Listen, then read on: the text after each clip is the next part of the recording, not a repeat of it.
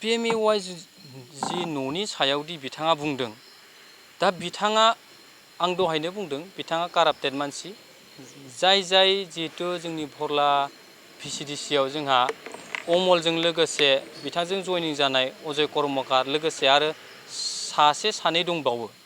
बिथांमोनहा अलरेडि काराप्टेड न' बांखौ कमप्लिट लुफुंनो हायैनि थाखाय बिथाङा लोगोसे बिथांजों सानैसो मानसि थांफादों। दायो बिथाङा बुंदों न' बांखौ गाव लुदों, गावनि फैसाजों लुदों। बेफोर टटेलि फल्स। दिनैनि तारिखाव सोर बुरबक बा सोर जाम्बाया गावनि फैसा गारनानै सोरनिबा PMAY जि न' लुनानै होगोन, बियो दिनैनि तारिखाव मालाबाबो जानो हाया। जिहेतु सरकारा माने बेनिफिसारिनो न' लुनो थाखाय फैसा हरखादों। जाय फैसाखौ बिथांमोनहा जानानै दोननानै दिनै लुफुंनो हायाखै, दिनै हमजानो गिनानैसो बिथांमोनहा UPPIL निफ्राय आरो लोगोसे एक्सपेल खालामजानाय जायहा बिथाङा दिनै जोंजों लोगोसे भरला VCDC एबा भरला प्राइमारियाव मोखां देखायनो हाया जानानै बिथाङा दिनै पार्टि नागारनो गोनां बाध्य जादों। 24 तारिखाव जोंहा जिहेतु अमल बसुमतारी मुंनि बिथाङा माखासे जोंनि भरला प्राइमारिनि सायाव माखासे एलिगेसन लाबोदों। दा बिनि सायावनो जोङो क्लियारिफिकेसनखौ होनो थाखाय दिनै जोङो मिडियाखौ लिंनाय जादों। दा क्लियारिफिकेसननि खोथायानो जाहैबाय जोंहा जिहेतु बिथाङा सासे एक्सपेल खालामजानाय सासे मेम्बार, जिहेतु बिथाङा माखासे काराप्टेड मानसि, बिथाङा जिहेतु जायनि थाखाय मा होनो बेखौ जेब्ला जोंहा UPPIL देरहादोंमोन होमबा बिथांखौ रिभिनिउ मेम्बार होनाय जादोंमोन। दा बिथांनि जिहेतु माखासे काराप्टेड आरो एलिगेसननि थाखाय बिथांखौ गेजेर ससेयावनो जोङो एक्सपेल खालामनाय जादोंमोन। दा जिहेतु बिथाङा सासे जेबो डिमान्ड गैयि, जेबो भेलु गैयि सासे मानसि, जायनि थाखाय जों बेखौ एक्सपेल खालामनो गोनां जादों। आरो बिथाङा माखासे एलिगेसन लाबावदों। मथथे माने भैरबकुन्द समस्ति लोगोसे भरला लोगोसे गावनि गामि बिथाङा जेबो डेभेलपमेन्ट जायाखै होननानै बुंदों। नाथाय दिनैनि तारिखाव जों बेखौनो बुंगोन आरो जों नुदोंबो, बिथाङा जाय समाजाव दङ, जाय मण्डलियाव बिथाङा दङ, बयनिफ्रायबो डेभेलपमेन्ट जादों होनब्ला बिथांनि मण्डलियाव एबा समाजावनो जादों। दा थोंजोङै बुंनो थाङोब्ला जोङो रोखा लिरनानै लादों आरो बे सैथो खोथा। दा बिथांनि समाजावनो कमिउनिटि टयलेट मोनथाम मोनदों बिथांनि ओनसोलाव। आरो थिग बिदिनो बिथांनि गामियावनो गंब्रै माने मोनब्रै सेन्ट ग्रेभेल लामा जादों। आरो लोगोसे बिथांनि समाजावनो गंब्रै कालभार SPC जादों। आरो बिथांनि समाजावनो आरो फिल्ड, जेरावनोखि बै समाव बे ओनसोलाव गंसेबो बल फिल्ड गैयामोन। दा बिथां गबिन्द चन्द्रनि अननायावनो बिथांमोननि समाजाव बेसेबांबा गिदिर फिल्ड बियो कमप्लिट जाबाय। आरो बिनि उनावहाय आरो बे समाजावनो आर्ट फिलिंनिबो खामानि जादों। अब्ला बिथाङा बोरै बुंनो हाखो गावनि समाजाव बा जोंनि भरला VCDC आव जि डेभेलपमेन्ट जायाखै होननानै। दा इन्टायार जोङो भरला VCDC खौ जुदि नायोब्ला जोंहा गबिन्द सारनि जिहेतु डिपार्टमेन्टनिफ्राय जोंहा 90+ खामानिया जाबाय। जेराव कमिउनिटि टयलेटखौ लानानै, लामानिफ्राय लानानै, CC ब्लकनिफ्राय लानानै गोबांथार डेभेलपमेन्टआ जादों। दा बिथाङा जिबायदि एलिगेसन लाबोबाय, बिथांनि गासै बुंनाय बाथ्राया नंखाय। दा जाय मानसिया दिनै बुंदों जोंहा नैबे बारावहाय बुंदों, माने जिहेतु सागुलिझार आरो बरमुखुलि साइडनिफ्राय बिथाङा बुंदों माखासे मानसि लांनो गोनांमोन, दम होनानै दोनदों होननानै बिथाङा बुंदों। बेफोर गासिबो नंखाय। दा बिथाङा जों बैखालिनि मिडियायाव नुदों बिथांजों मात्र 4 मानसि थांदों। जाय 4खौ बिथाङा लांदों, 4बो मथथे एक्सपेल खालामजानाय साफा वर्कार। जेरै जोङो बुंनो हायो गावबो सासे थाखाबाय, लोगोसे बिथांजों थांदों अजय कर्मकार, बिथाङाबो गेजेर ससेयावनो एक्सपेल खालामजानाय सासे रिभिनिउ मेम्बार। दा जों थोंजोङै बुंनो हायो जोंहा बेयाव बिथाङा जोंनि UPPIL-निफ्राय थांदों, बेयाव जोंहा 1% जोंहा खहा जायाखै। जोंहा थांनायाव जोंहा बेनिफिटसो जादों पार्टि एस ए UPPIL हिसाबै। दा बेखायनो बिथाङा दि जोंनिफ्राय ओंखारलांनायाव जोंहा जेबो लस जायाखै, जोंहा लाब जादों होननानै आं सानो। बिथाङा मोनसे अभियोग लाबोदों नोंथांमोननि सायाव जि PMYG न'नि जिथु फैसा मोननाय मोनै बेफोरबायदि गोबां बाथ्राफोरखौ नोंथांमोननि सायाव अभियोग लाबोदों, बिनि सायाव मा बुंनो? PMYG न'नि सायावदि बिथाङा बुंदों, दा बिथाङा आं दहायनो बुंदों बिथाङा काराप्टेड मानसि, जाय जिहेथु जोंनि भरला VCDC आव जोंहा अमलजों लोगोसे बिथांजों जइनिं जानाय अजय कर्मकार लोगोसे आरो सासे सानै दंबावो। बिथांमोनहा अलरेडि काराप्टेड, न' बांखौ कमप्लिट लुफुंनो हायैनि थाखाय बिथाङा लोगोसे बिथांजों सानैसो मानसि थांफादों। दा बिथाङा बुंदों न' बांखौ गाव लुदों, गावनि फैसाजों लुदों, बेफोर टटेलि फल्स।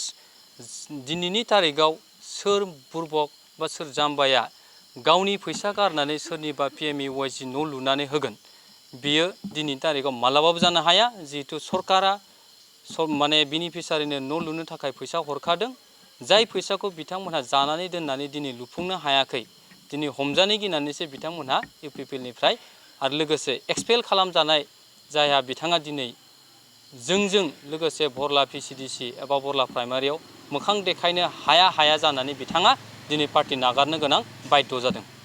दा बे समाव आङो मोनसे गोख्रों खोथा बिथांनिसिम बुंनो सानदों, जाहाथे बिथाङा गुबुन दोलोआव थांदों, जोंहा बेयाव बाजानाय गैया। बेखायनो आं बिथांखौ खावलायबावगोन, जाहाथे खोथाफोरखौ एसे सिन्था खालामनानै बुङोबा बिथाङा मोजां जागोन। जिहेतु नंथारै खोथाखौ जुदि बिथाङा बांसावबाय थायोब्ला बिथांनिसिम जोङो भरला प्राइमारि जानानै गोनां जायोबा बिथांनि सायाव गोख्रों एक्सन लानाय जागोन। दिनैनि जोंनि भरला VCDC प्राइमारि कमिटिनि प्रेस मिटआव लिंनायनि जाहोनानो जादों बिथां जोंनि 2 नं गाहाग्रापारानि अमल बसुमतारी बिथाङा जि प्रेस मिटआव जि जोंनि UPPLनि माखासे जोंनि 2 नं गाहाग्रापारा गामियाव जिथुनिखि PMYG न'नि बिसय बिथाङा गोबां बेले बेजे खोथा बुंदों। बियो बिथाङा बुंदों गावनि माखासे फैसाजों सरकारि न'खौ मावनानैसो बे कमप्लिट खालामदों होननानै बुंदों। बे 100% बे मिसा। बिथाङा जेब्ला जोंनि 2 नं गाहाग्रापारा गामियाव मेम्बार हिसाबै मावबाय थादोंमोन, बिथांजों आङो इउजार ग्रुपआव आंनो गावनो दंफायो आरो बिथाङा टटेल 68 न'खौ बिथाङा मावदों आरो बिथांजों जों साथाम दंफाबावो, मिस्टार नीलेन मोसाहारी आरो इलियास नार्जारी आरो आं आरो बिथां अमल। बिथांजों जोङो जेब्ला जमायै मावदोंमोन, बिथां गासैबो न'नि फैसाखौ बिथाङानो हेन्डलिं खालामदों, आखायाव लाजोबदों। ओमफ्राय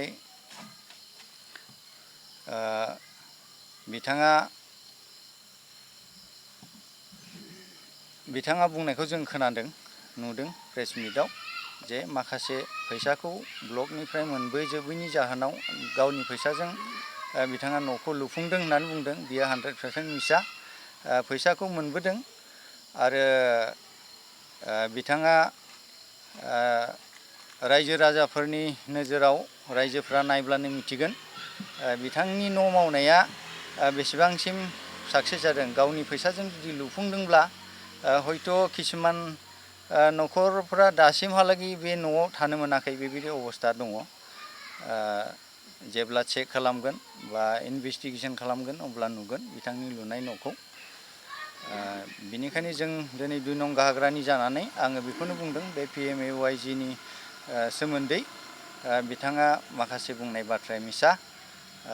बिथाङा बे गासैखौबो गाव हारसिंनो हेन्डलिं खालामदों आरो जों लास्टआव बिथांखौ बिथांनि माखासे बेले बेजे लोगोफोरनि बेले बेजे हिसाब निकास होनायावनो जोङो पार्टि नागारनानै जों बिथांनो हगारना होजोबदों।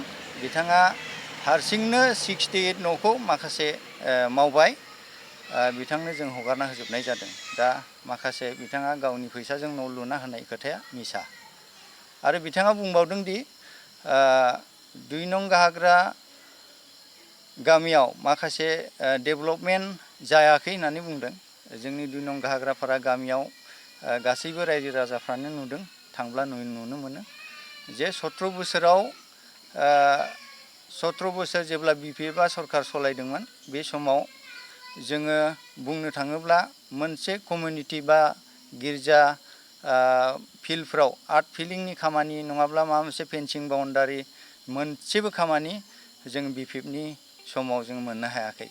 दा दिनै UPPL प्रमद बर' सारनि दैदेननायाव जोंनि 2 नं गाहाग्रापारा गामियाव माने बेबायदि मोनसे डेभेलप जाबाय जे मोनफ्रोमबो लामाया दिनै सेन्ट ग्रेभेल खोजाबाय आरो लोगोसे कमिउनिटि टयलेटफोर मोनदों।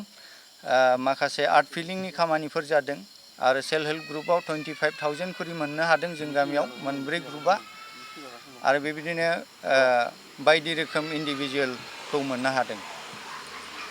दा जोङो नुबावदों बिथाङा बुंबावदों जोंनि 2 नं गाहाग्रापारानिफ्राय 80% BPFआव जोङो भट होनानै जोङो बिथां रिहन दैमारिखौ देरहासार जाफुंनो थाखाय जों BPFआव जइन जाबाय होननानै बुंदों। 80% बिथाङा माब्ला हिसाब खालामनो हाजोबखो? 80%आ जोंनि UPPL दोलोआवसो दङ आरो 20%ल' BPFआव दङ। बिथांनि बे 80% भटारफोरखौ लानानै BPFखौ देरहानो खामानि मावनो ओंखारनाया बे माने मिसा खोथा। जों दिनै बिथांखौ 2 नं गाहाग्रा जानानै आं गावनि बिथांनि गामिनि जानानै बुंदों। बिथां जोंनि 2 नं गाहाग्रायाव BPFजों जे 80% थांबाय बे खोथाया मिसा। आं बेखौनो बुंबाय। गोजोन्थों।